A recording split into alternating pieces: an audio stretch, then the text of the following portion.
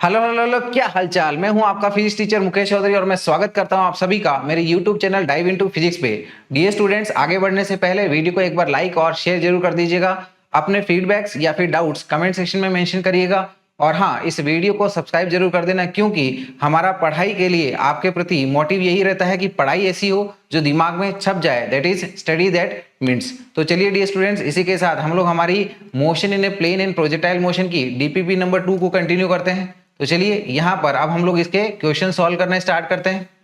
देखिएगा, इसमें हमारा सबसे पहला क्वेश्चन हमें दिया गया है कि in a two dimensional motion instantaneous speed v naught is a positive constant. तो बोला गया कि एक टू डायमेंशनल मोशन में हमारी जो इंस्टेंटेनियस स्पीड v नॉट है ये कोई एक पॉजिटिव कांस्टेंट है, यानी कि स्पीड जो है वो टाइम के साथ चेंज नहीं हो रही है।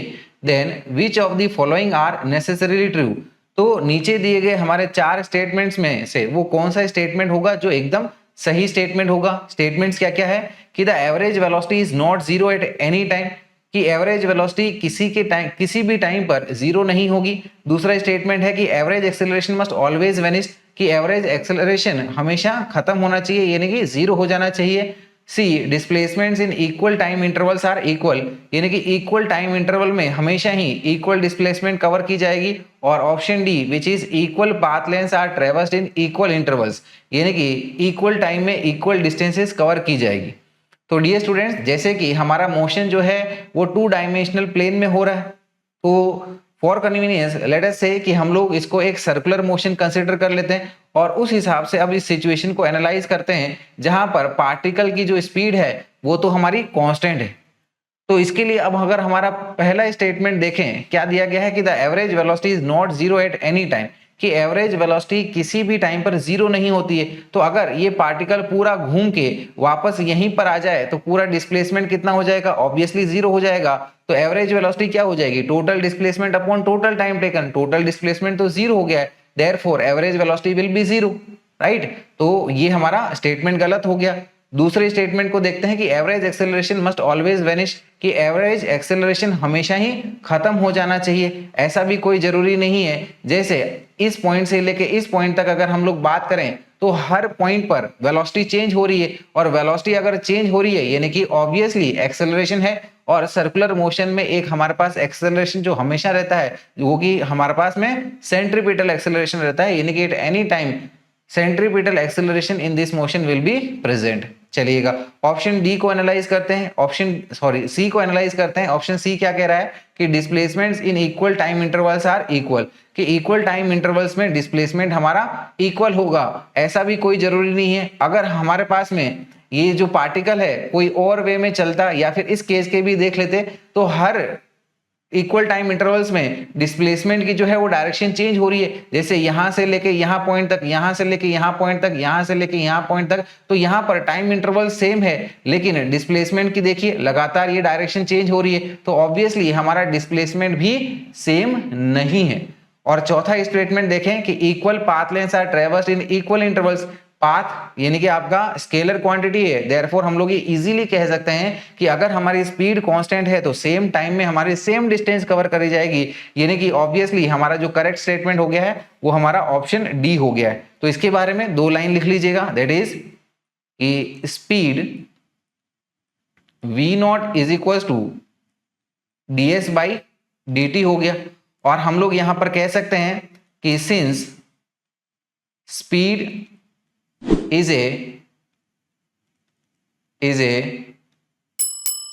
positive constant,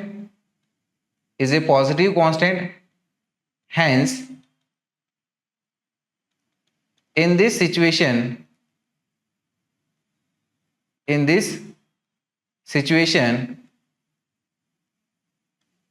equal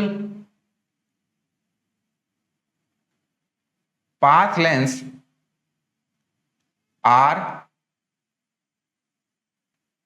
traversed in equal intervals of time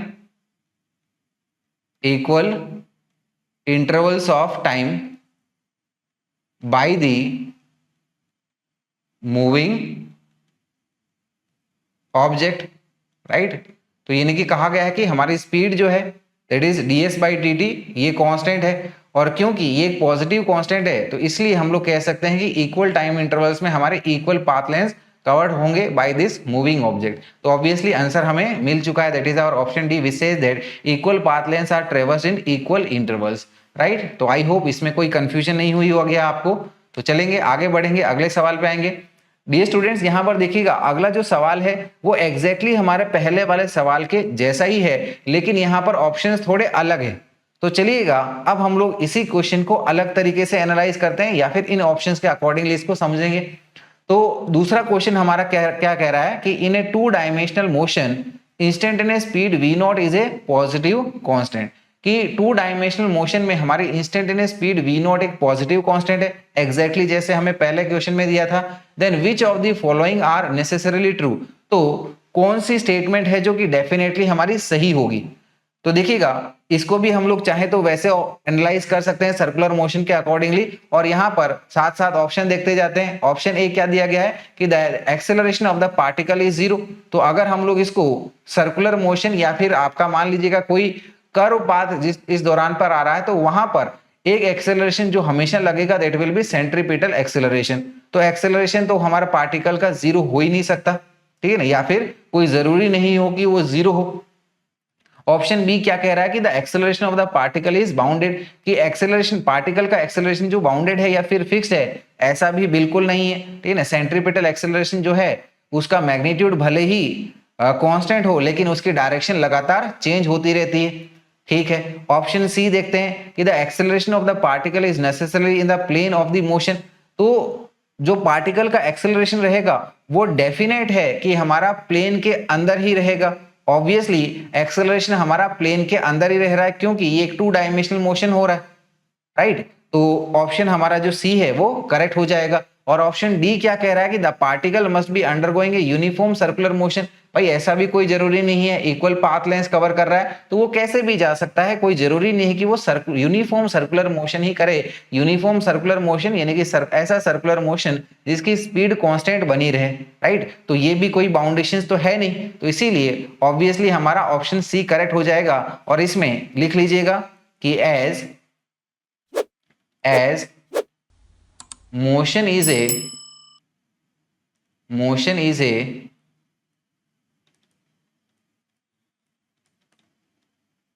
two dimensional motion, hence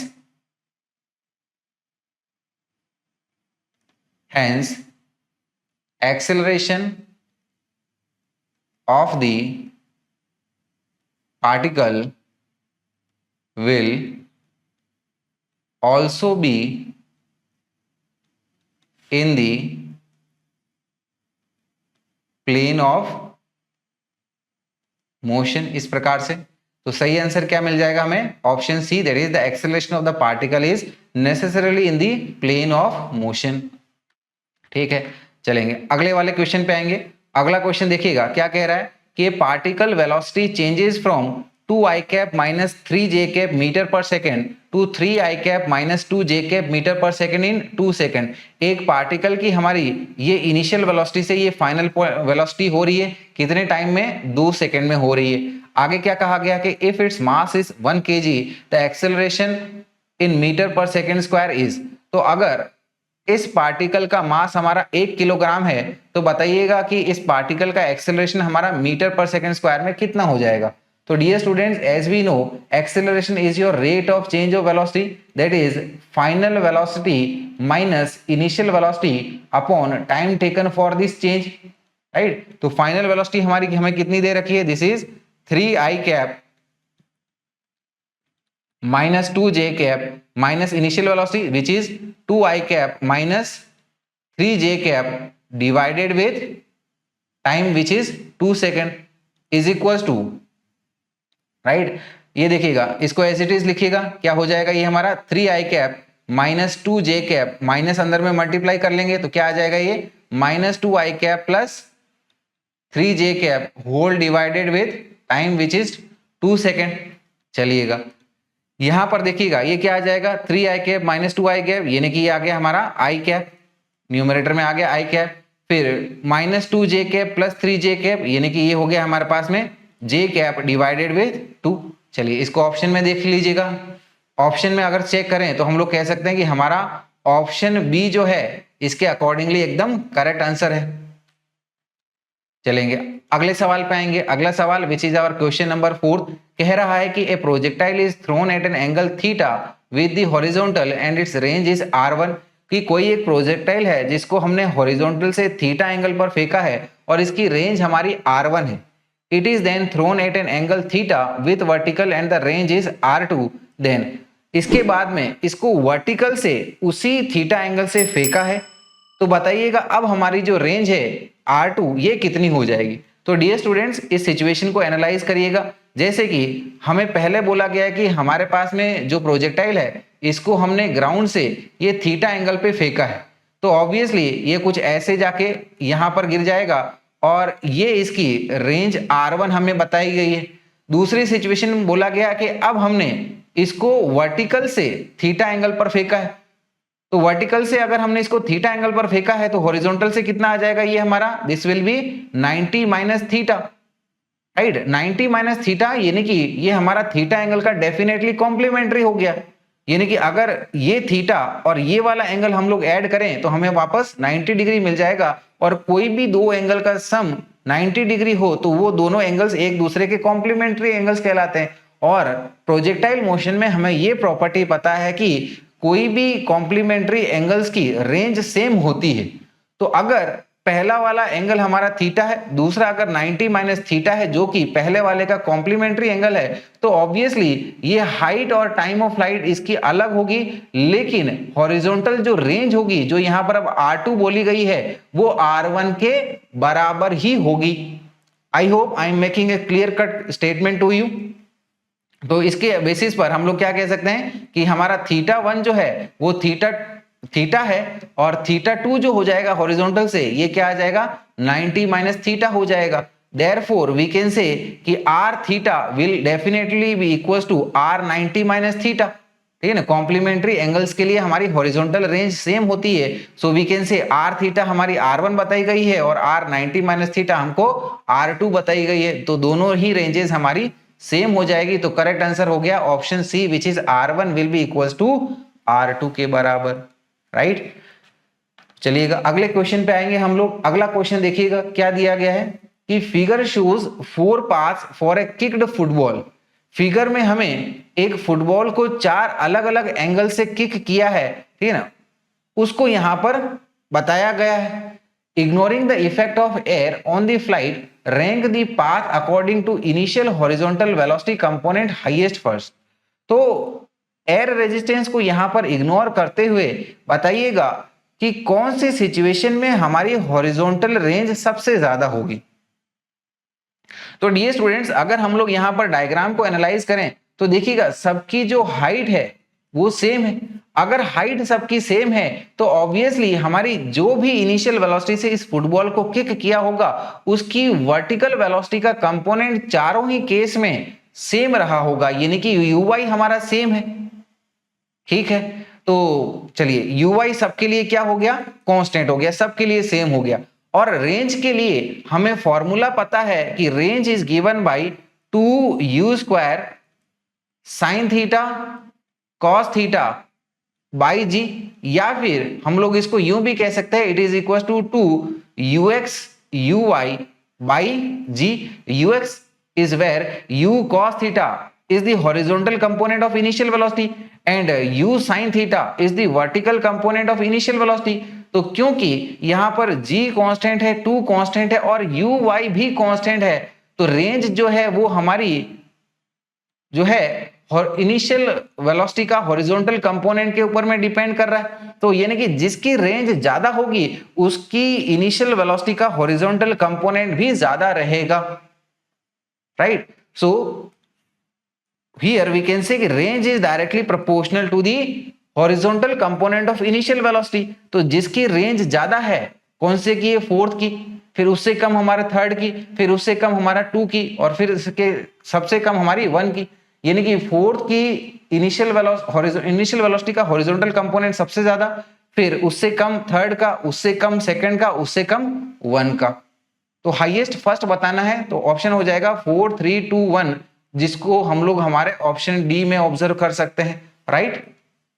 चलिएगा आगे बढ़ेंगे, अगले क्वेश्चन पे आएंगे। अगला क्वेश्चन देखिएगा, अगला क्वेश्चन हमें दिया गया है कि which of the following is the graph between the height h of a projectile and time t when it is projected from the ground.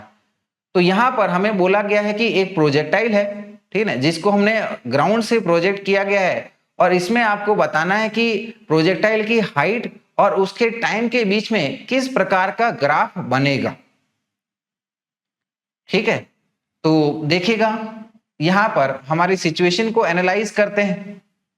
तो यहां पर अगर हम लोग मैक्सिमम हाइट की बात करें तो मैक्सिमम हाइट के लिए हमारा फॉर्मूला क्या होता है, it is u square sine square theta upon में 2g।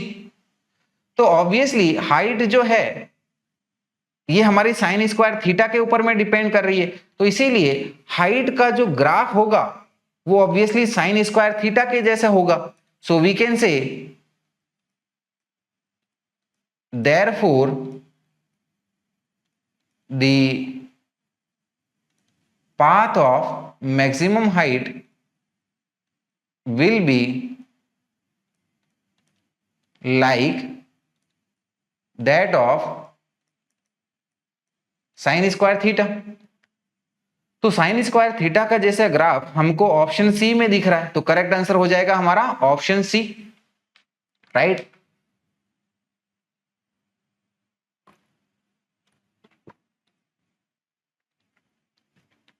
चलिएगा अगले सवाल पे आएंगे हम लोग, which is our question number 7।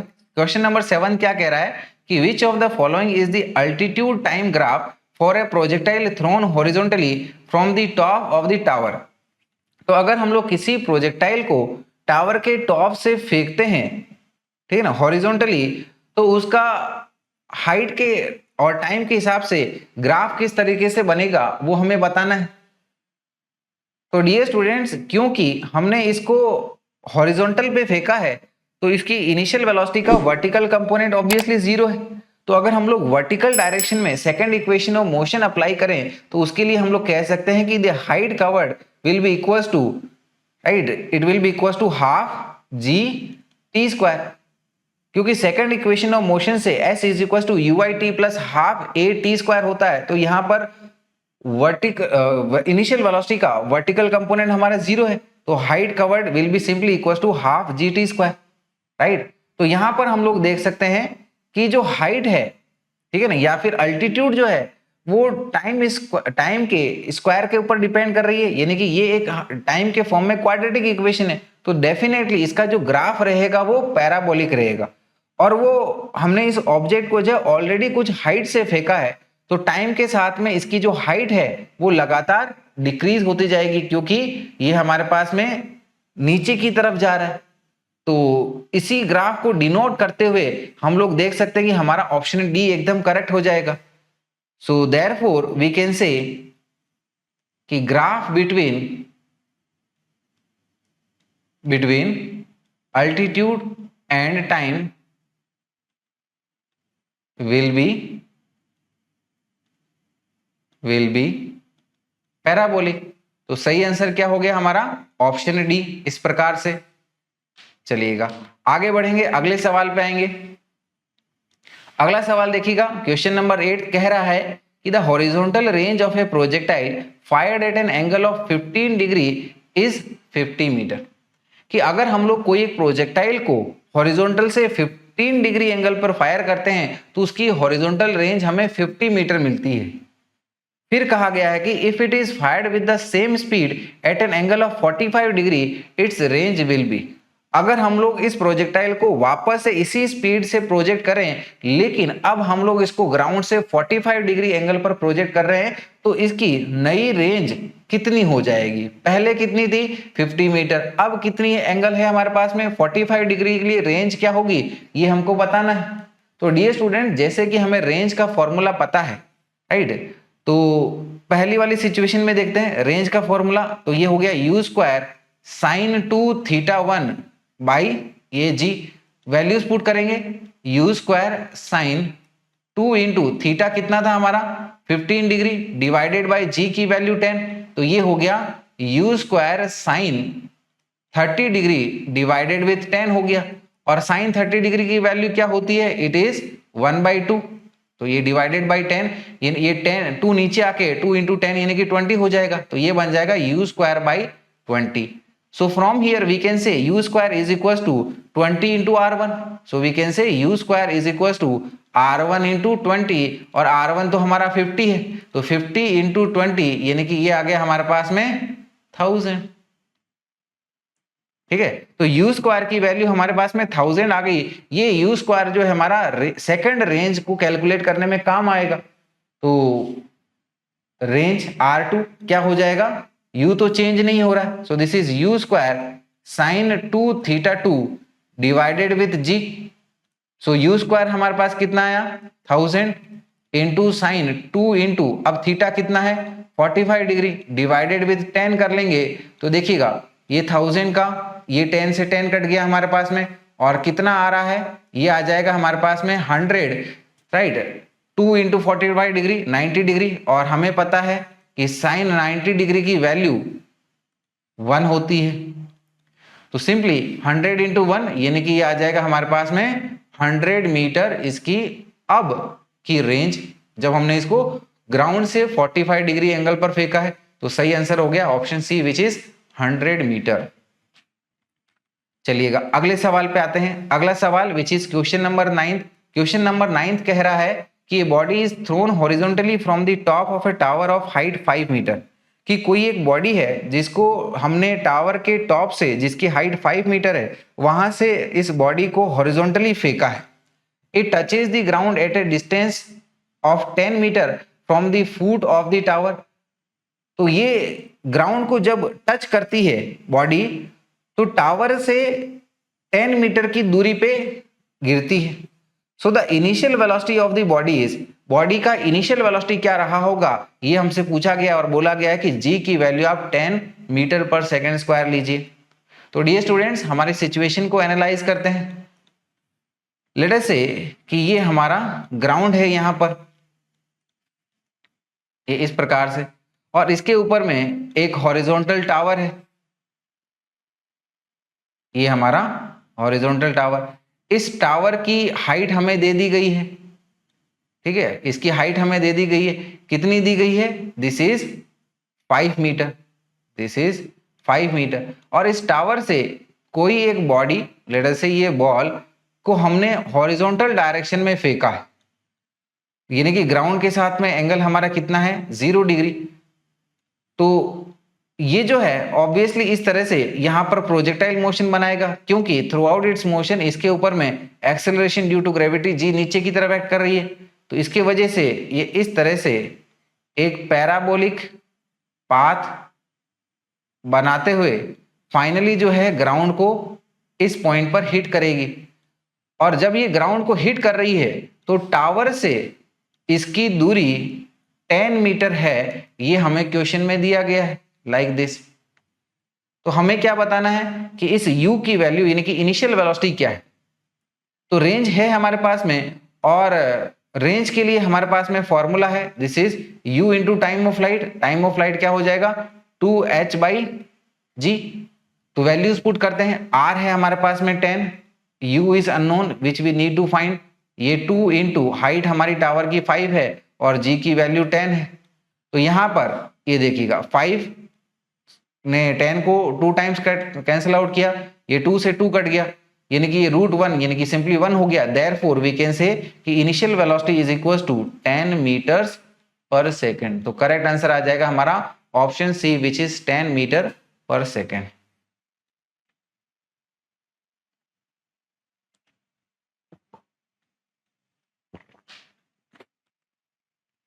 चलिएगा आगे बढ़ेंगे, अगले सवाल पे आएंगे।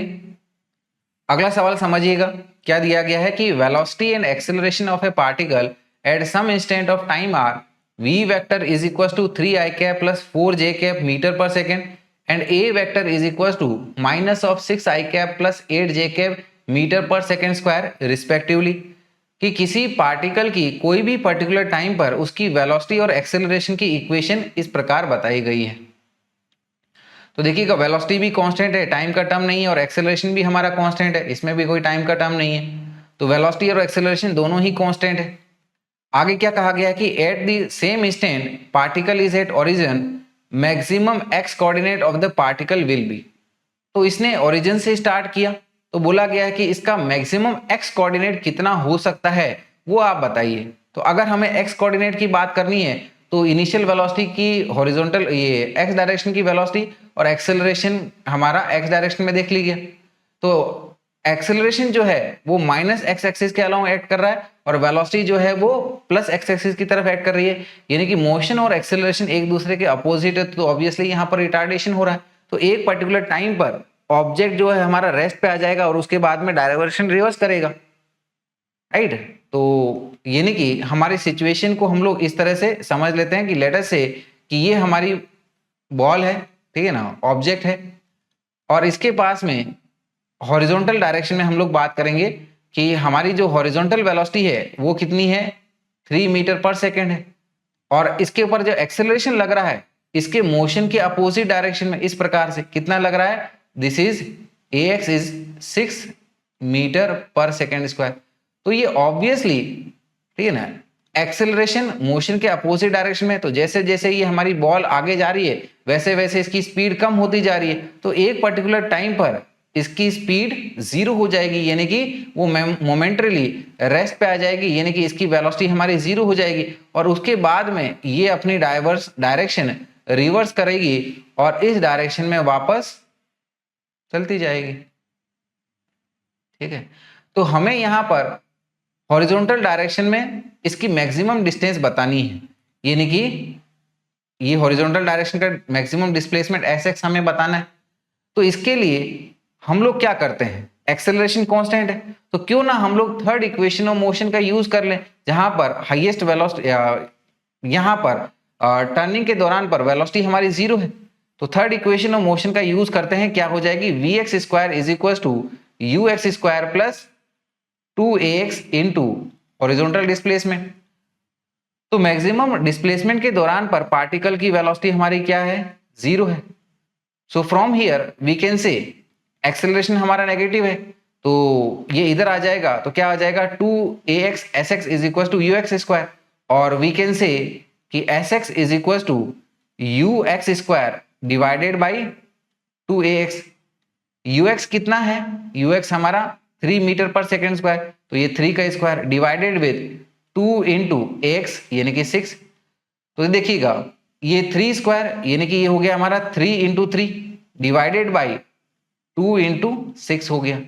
तो यहां पर ये 6 3 से 2 टाइम्स जाएगा, तो क्या आ जाएगा, ये 3 अपॉन में 2 इंटू 2 यानी कि 4, तो ये बन गया हमारे पास में 3/4। 3/4 माने 0.75 मीटर। तो यानी कि हॉरिजॉन्टल डायरेक्शन में इस पार्टिकल का मैक्सिमम डिस्प्लेसमेंट कितना हो जाएगा, 0.75। So our correct answer is option B which is 0.75। चलिएगा आगे बढ़ेंगे, फिर हम लोग हमारे अगले सवाल पे आएंगे। अगला सवाल विच इज क्वेश्चन नंबर 11। देखिए क्या दिया गया है कि 2 paper screens A and B are separated by a distance of 100 metre. 2 paper की स्क्रीन्स है A और B, और दोनों के बीच में डिस्टेंस ऑफ सेपरेशन 100 मीटर है। फिर बोला गया है कि a bullet pierces A and then B।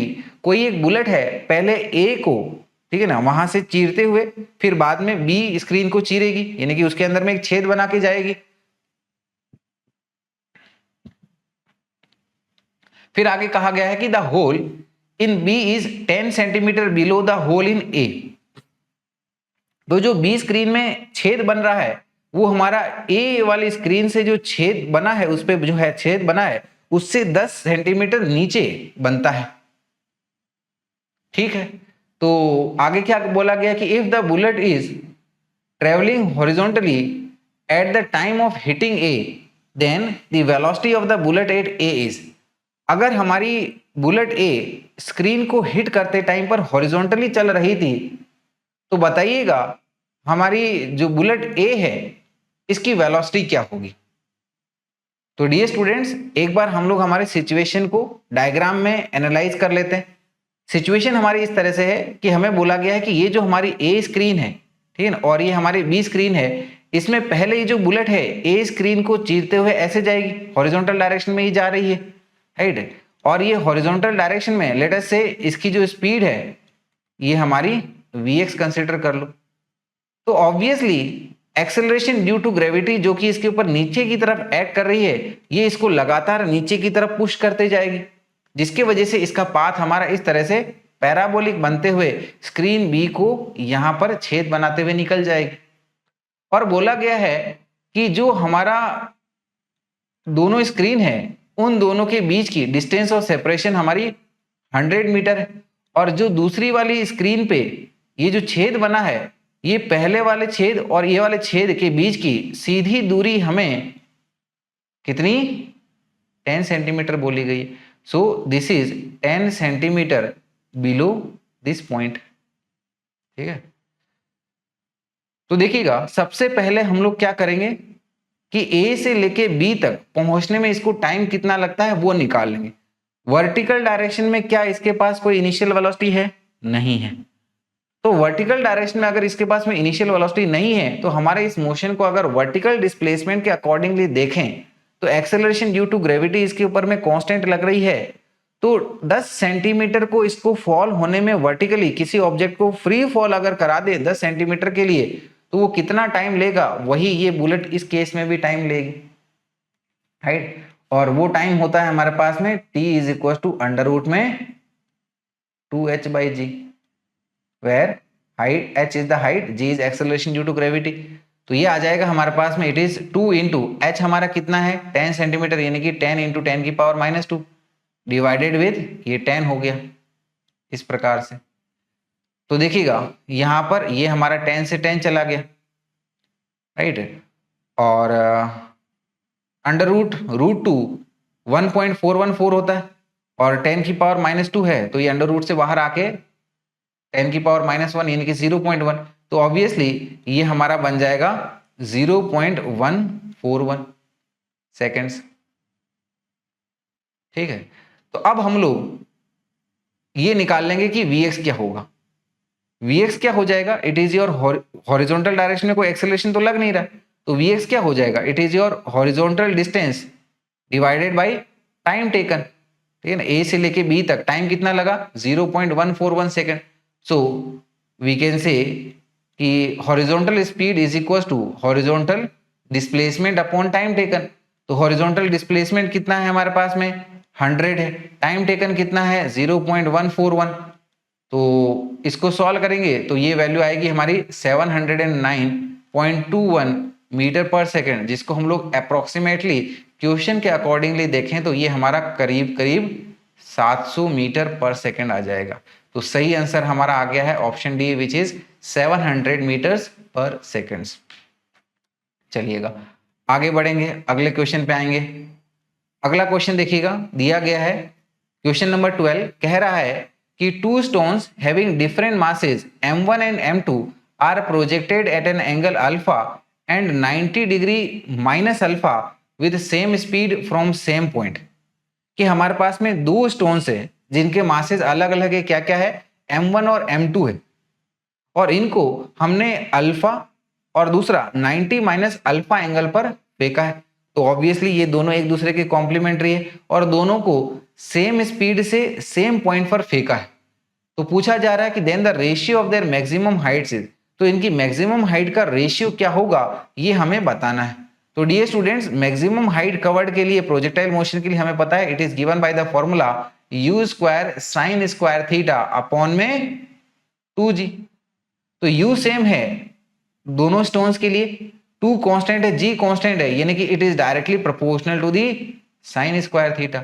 So we can say कि their ratio of maximum heights that is h1 by h2 is equals to sin square alpha upon में sin square 90 minus alpha, and we know sin 90 minus alpha is cos alpha, therefore it will be sin square alpha upon में cos square alpha, जो कि आ जाएगा हमारा tan square alpha। तो सही answer हो गया है tan square alpha by 1 that is 10 square alpha is to 1, जो कि हमारा ऑप्शन डी में बताया गया है। चलिएगा अगले सवाल पे आएंगे, सवाल नंबर 13 सवाल कह रहा है कि two projectiles A and B are thrown from the same point with velocities v and v/2 respectively. दो प्रोजेक्टाइल्स है ए और बी और दोनों को सेम पॉइंट से अलग अलग वेलोसिटी से फेंका गया है। पहले के लिए वेलोसिटी v है और दूसरे के लिए v/2 है, इसकी पहले वाले की half. So if b is thrown at an angle 45 degree with horizontal, what is the inclination of a when their ranges are the same? तो अगर हम लोग b को हॉरिजॉन्टल से 45 डिग्री एंगल पर फेंकते हैं तो a का इंक्लिनेशन एंगल यानी कि हॉरिजॉन्टल से कितने एंगल पर इसको फेंके ताकि इसकी रेंज भी सेम आए। ठीक है, तो रेंजेस दोनों की सेम है, यानी कि हम लोग कह सकते हैं कि range of A is equal to range of projectile B. Range के लिए फॉर्मूला क्या होता है? It is u square sine 2 theta by g. तो दोनों सिचुएशन के अकॉर्डिंगली वैल्यू सब्स्टिट्यूट कर लेते हैं। पहले की इनिशियल स्पीड कितनी है हमारी? V square sine 2 theta by g हो गया, और दूसरे के लिए इनिशियल स्पीड कितनी है? ये है हमारी v/2, तो इसका स्क्वायर इंटू साइन, इसके लिए एंगल हमारा कितना है? 45 डिग्री, तो ये हो गया हमारा 2 इंटू 45 डिग्री डिवाइडेड बाई जी।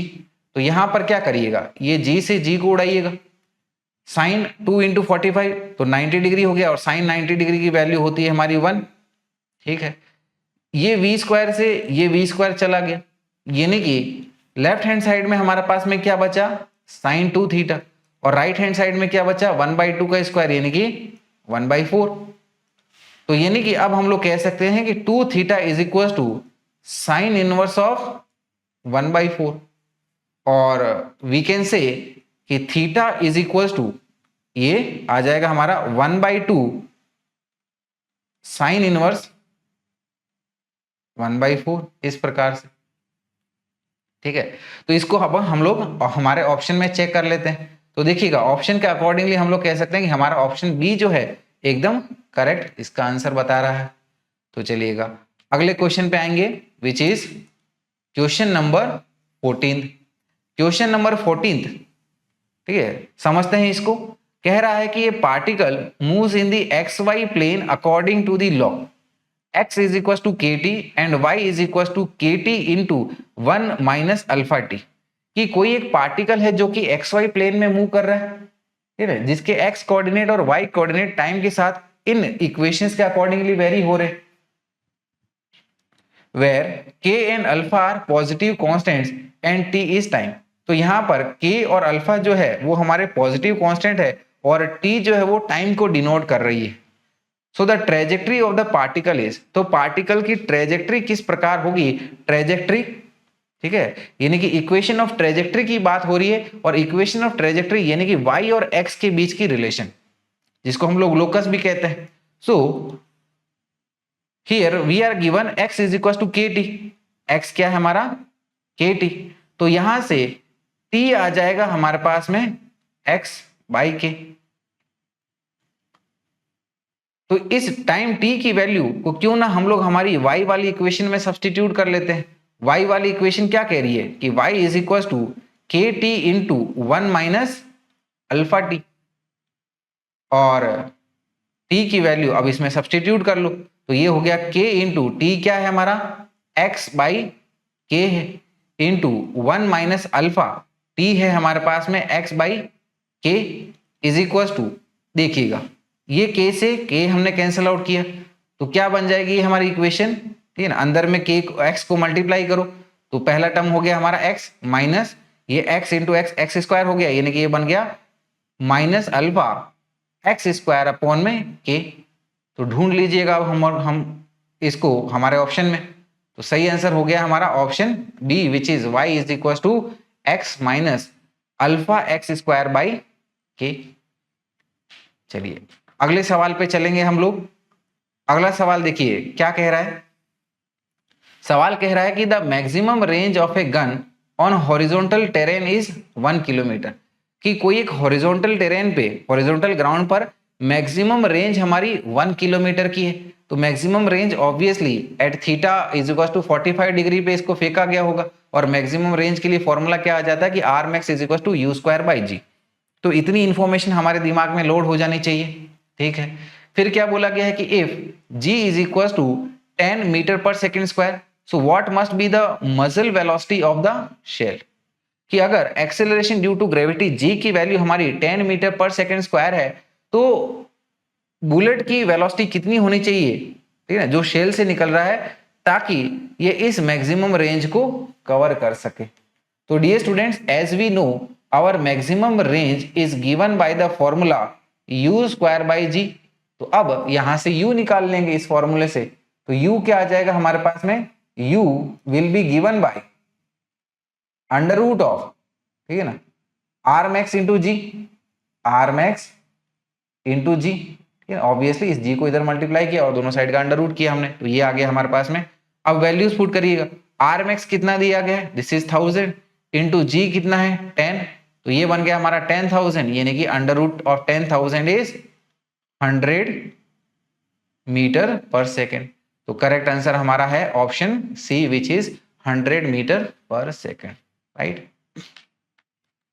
चलिए फिर अगले सवाल पे आएंगे। अगला सवाल विच इज क्वेश्चन नंबर 16 कह रहा है कि the equation of trajectory of a projectile is y is equal to root 3x minus g by 2x square, the angle of its projection is, कि किसी प्रोजेक्टाइल की हमारी इक्वेशन इस प्रकार बताई गई है, तो हमारे प्रोजेक्टाइल का हॉरिजॉन्टल से एंगल ऑफ प्रोजेक्शन क्या है, ये हमसे पूछा गया है।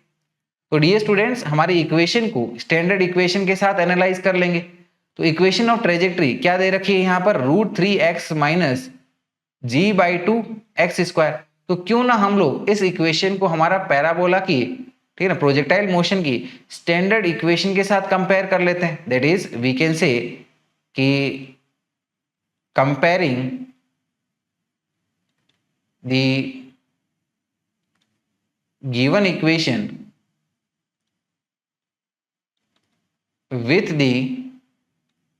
with the equation of trajectory of the particle।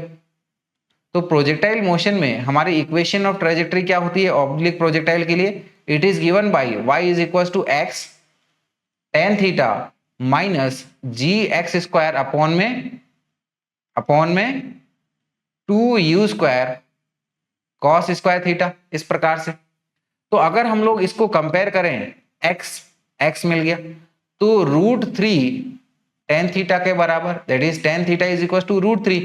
So we can say कि tan theta is equal to root 3, और from here we can say कि theta is equal to tan inverse of root 3, जो कि 60 degree होता है। तो सही answer आ गया हमारा option C which is 60 degree.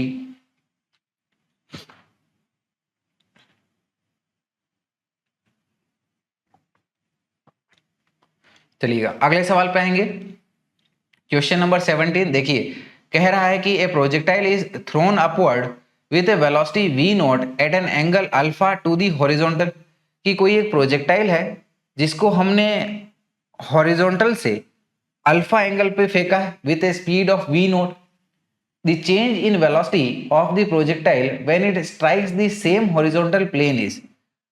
तो जब ये प्रोजेक्टाइल हमारा वापस ग्राउंड को हिट करेगा सेम लेवल पर, तो उस दौरान पर वेलोसिटी का चेंज कितना होगा, ये हमसे पूछा गया है। तो देखिएगा डियर स्टूडेंट्स, हमारी सिचुएशन को एक बार प्लॉट कर लेते हैं। सो लेट अस से कि ये हमारा हॉरिजॉन्टल ग्राउंड x डायरेक्शन के अलोंग है और वर्टिकल डायरेक्शन हमारी y एक्सिस के अलोंग। हमने क्या किया है, यहां पर इस पॉइंट से हमारे प्रोजेक्टाइल को फेंका है with some initial velocity. So let us say इस तरह से हमने फेंका है with an initial velocity of v naught, horizontal से किस एंगल पर, अल्फा एंगल पर, ठीक है। तो ये जो प्रोजेक्टाइल है अब हमारा इस तरह से एक पैराबोलिक पाथ बनाएगा, ठीक है ना, ये ऐसे होते हुए ये मैक्सिमम हाइट पे गया और फिर ये ऐसे आके इस पॉइंट पर ग्राउंड को हिट कर देगा, ये यहां पर, राइट। जब ये हिट करेगा तो इसके कर्व के अलोंग इसकी डायरेक्शन, यानी कि ये हमारी फाइनल वेलोसिटी हो जाएगी। सो एज वी नो कि प्रोजेक्टाइल मोशन में सेम लेवल पर सेम स्पीड होती है, तो ये भी स्पीड हमारी v नॉट रहेगी और ग्राउंड के साथ में ये भी एंगल हमारा अल्फा बनाएगा। यहां पर लेट अस से कि ये हमारी x डायरेक्शन है, यानी कि इसकी डायरेक्शन होगी हमारी यूनिट वेक्टर i कैप और ऊपर वाली यूनिट वेक्टर j कैप, ये y एक्सिस, ये हमारी x एक्सिस। तो हम लोग हमारी इनिशियल और फाइनल वेलोसिटीज के कंपोनेंट्स बना लेते हैं। तो ये इसका हॉरिजॉन्टल कंपोनेंट और ये इसका वर्टिकल कंपोनेंट। सेम इस तरह से इसका ये हॉरिजॉन्टल कंपोनेंट, ये हमारा इसका वर्टिकल कंपोनेंट। तो इनका हॉरिजॉन्टल कंपोनेंट, ठीक है ना, वी नॉट का, तो ये आ जाएगा वी नॉट कॉस अल्फा, और इसका vertical component we naught sine alpha. Same इसी प्रकार से इसका हॉरिजॉन्टल कंपोनेंट क्या हो जाएगा, वी नॉट कॉस अल्फा, और वर्टिकल कंपोनेंट क्या हो जाएगा, वी नॉट साइन अल्फा। तो हमें, ठीक है ना, ये इनिशियल और ये फाइनल पॉइंट की चेंज इन वेलोसिटी चाहिए। तो हम लोग कह सकते हैं कि change in velocity delta V vector is given bye final velocity v2 vector minus initial velocity v1 vector. तो यहां पर फाइनल वेलोसिटी को, ठीक है ना, कंपोनेंट्स के फॉर्म में एक्सप्रेस कर लीजिएगा। हॉरिजॉन्टल कंपोनेंट क्या है, v naught cos alpha i cap, vertical component नीचे की तरफ है तो डायरेक्शन होगी माइनस जे कैप, और कंपोनेंट के साथ में ये हो गया v naught sine alpha j cap minus initial velocity के दोनों कंपोनेंट्स के फॉर्म में एक्सप्रेस करें तो ये हो गया v naught cos alpha, horizontal direction में तो आई कैप, और वर्टिकल वाला कंपोनेंट क्या हो गया, वी नॉट साइन अल्फा, ऊपर की तरफ है तो प्लस जे कैप। तो यहां पर ये देखिएगा, ठीक है ना, ये हमारे पास में plus v naught cos alpha i cap, और ये आ जाएगा माइनस, अंदर में मल्टीप्लाई हो जाएगा तो minus v naught cos alpha i cap, तो ये दोनों एक दूसरे को सब्ट्रैक्ट कर देंगे, और यहाँ पर minus v naught sine alpha j cap और ये हमारा minus v naught sine alpha j cap दोनों ऐड हो जाएंगे, तो ये बन जाएगा फाइनली हमारे पास में minus 2 v naught sine alpha j cap. तो ये हो गई इसकी चेंज इन वेलोसिटी, यानी कि वेलोसिटी का चेंज कितना हुआ, 2 v naught sine alpha, direction हमारी माइनस जे के है भाई, यानी कि डाउनवर्ड नीचे की तरफ। तो सही आंसर हो गया हमारा option B which is 2 v naught sine alpha and it is vertically downward. ठीक है, चलिएगा अगले क्वेश्चन पे आते हैं। फिर अगला क्वेश्चन देखिएगा, क्वेश्चन नंबर 18 कह रहा है कि the maximum height attend bye A projectile is increased by 10% by increasing its speed of projection without changing the angle of projection। तो कोई एक प्रोजेक्टाइल है, उसकी जो मैक्सिमम हाइट है वो 10% से इंक्रीज हो गई है। कैसे हुई, कि हमने इसकी स्पीड ऑफ प्रोजेक्शन को चेंज किया बिना इसके एंगल ऑफ प्रोजेक्शन थीटा को चेंज किए। तो आगे बोला गया कि the percentage increase in the horizontal range will be. तो बताइए इस सिचुएशन में, तो हमारी पहले वाली सिचुएशन के कंपैरिजन में हॉरिजॉन्टल रेंज में क्या असर पड़ा होगा, वो कितने से इंक्रीज हुई होगी। तो देखिएगा डियर स्टूडेंट्स, मैक्सिमम हाइट और हॉरिजॉन्टल रेंज की बात कर लेते हैं। तो मैक्सिमम हाइट के लिए फॉर्मूला क्या होता है, it is u square sine square theta upon में 2g। तो यहाँ थीटा तो चेंज हो नहीं रहा है, यानी कि हम लोग कह सकते हैं कि it is directly proportional to the square of initial velocity. अब रेंज की अगर हम लोग बात करें तो रेंज होता है हमारे पास में u square sine 2 theta by g. तो थीटा तो हमारा कांस्टेंट है, जी कांस्टेंट है, यानी कि it is also proportional to the square of initial velocity. तो ये तो डेफिनेट है, जितना परसेंटेज चेंज हमारी, ठीक है, जितना परसेंटेज चेंज हमारा मैक्सिमम हाइट में आया होगा उतना ही परसेंटेज का चेंज हॉरिजॉन्टल रेंज में भी आएगा, क्योंकि दोनों ही स्क्वायर ऑफ इनिशियल वेलोसिटी के ऊपर में डिपेंड कर रहा है और सिर्फ इनिशियल वेलोसिटी को ही हम लोग चेंज कर रहे हैं। ठीक है, सो मेक दिस स्टेटमेंट कि as maximum height and horizontal range both are proportional to u square, hence we can say percentage increase in horizontal range will also be 10%। तो इसीलिए हॉरिजॉन्टल रेंज का भी हमारा परसेंटेज इंक्रीज 10% से ही होगा। तो correct answer हो गया हमारा option C which is 10%, right. चलिए अगले क्वेश्चन पे आते हैं विच इज क्वेश्चन नंबर 19। सवाल कह रहा है कि a body is projected at an angle of 30 degree with the horizontal with A momentum of P, कि किसी बॉडी को हम लोग हॉरिजॉन्टल से 30 डिग्री एंगल पर प्रोजेक्ट कर रहे हैं और उसका उस दौरान पर मोमेंटम, लीनियर मोमेंटम p है।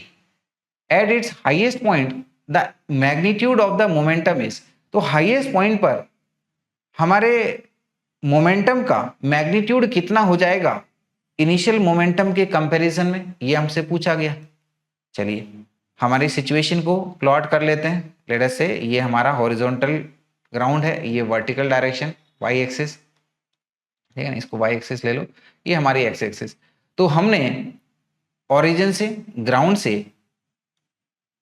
एक बॉडी को प्रोजेक्ट किया है, लेट अस से विद सम इनिशियल वेलोसिटी, ये यू से, ठीक है ना, ये हमारा यू से हॉरिजॉन्टल के साथ में 30 डिग्री एंगल बनाते हुए। तो जब हमने इसको ऐसे प्रोजेक्ट किया है तो obviously acceleration due to gravity g नीचे की तरफ एक्ट कर रहा है और जिसके वजह से ये जो ऑब्जेक्ट है हमारी एक पैराबोलिक पाथ बनाएगी, ये कुछ इस तरीके से, और फाइनली इस पॉइंट पर आके ग्राउंड को हिट करेगी। तो जो हाईएस्ट पॉइंट की अगर बात करें तो हाईएस्ट पॉइंट पर हमारी जो वेलोसिटी है वो पूरी तरह से हॉरिजॉन्टल रहेगी, राइट, यानी कि ये हमारे इस तरह से हो जाएगी। और हमें पता है कि हॉरिजॉन्टल डायरेक्शन में हमारा एक्सेलरेशन 0 होता है, एक 0 होता है, इसीलिए हॉरिजॉन्टल डायरेक्शन में वेलोसिटी का हॉरिजॉन्टल कंपोनेंट कभी भी चेंज नहीं होता है। यानी कि अगर हम लोग इनिशियल वेलोसिटी के दो कंपोनेंट्स की लेके बात करें तो इसका हॉरिजॉन्टल कंपोनेंट ये हमारा ux और वर्टिकल कंपोनेंट ये हमारा uy, ये uy और ये हमारा ux। तो इसका मतलब ये है कि हाईएस्ट पॉइंट पर भी जो ये इसकी वेलोसिटी है ये भी हमारा ux के बराबर रहेगा। ठीक है, समझ में आई ये बात? ठीक है, ये इस कंसेप्ट के साथ हम लोग इस क्वेश्चन को अप्रोच करते हैं। तो dear students, as we know कि linear momentum is given by mass into velocity, तो throughout the trajectory of the projectile इसका मास चेंज नहीं होगा, यानी कि linear momentum is directly proportional to the speed at that instant, right. So final momentum यहाँ पर P2, initial हमारा P1 बोल लो, तो हम लोग कह पाएंगे कि P2 अपॉन में P1 is equal to final speed upon में इनिशियल स्पीड। तो फाइनल स्पीड यहाँ पर क्या हो गई है, ठीक है ना, ये हमारा इनिशियल वेलोसिटी का हॉरिजॉन्टल कंपोनेंट, यानी कि ये हो गया है u cos 30 डिग्री, और इनिशियल टोटल स्पीड कितनी है, u है। तो यहाँ पर ये u से हमारा u कट गया और cos 30 degree is √3/2। Therefore P2 will be √3/2 P1, और P1 हमें यहाँ पर P दिया गया है। So it will B eight highest point the momentum will be √3/2 P, और इसको हम लोग हमारे ऑप्शन ए में ऑब्जर्व कर पा रहे हैं। It is the correct answer is option A which is √3/2 P। चलिएगा डियर स्टूडेंट्स, अगले क्वेश्चन पे आते हैं which is our question number 20th।